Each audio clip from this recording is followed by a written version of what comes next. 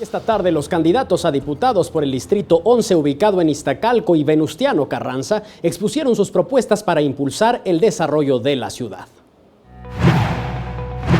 Los 6 candidatos contendientes por el Distrito número 11, que incluye las delegaciones Iztacalco y Venustiano Carranza, debatieron el tema desarrollo sustentable con los subtemas seguridad pública, servicios públicos y movilidad. Y Manuel Cruz, del Partido Revolucionario Institucional, con un mensaje incluyente, se dirigió al electorado. Dijo que no se puede entender el desarrollo sustentable sin servicios públicos. En su intervención, Ricardo Flores, del Partido Nueva Alianza, aseguró que de enero a julio de 2017 se registraron 125 ejecuciones en la delegación Venustiano Carranza. La candidata Lourdes Paz explicó que el desarrollo sustentable es un tema transversal y como tal se debe atender.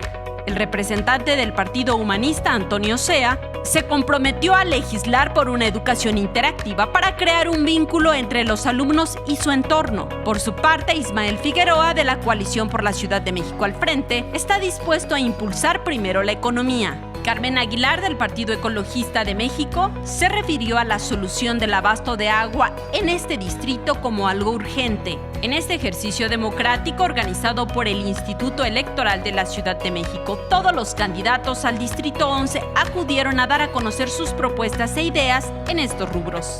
Saray Mariscal, 21 Noticias.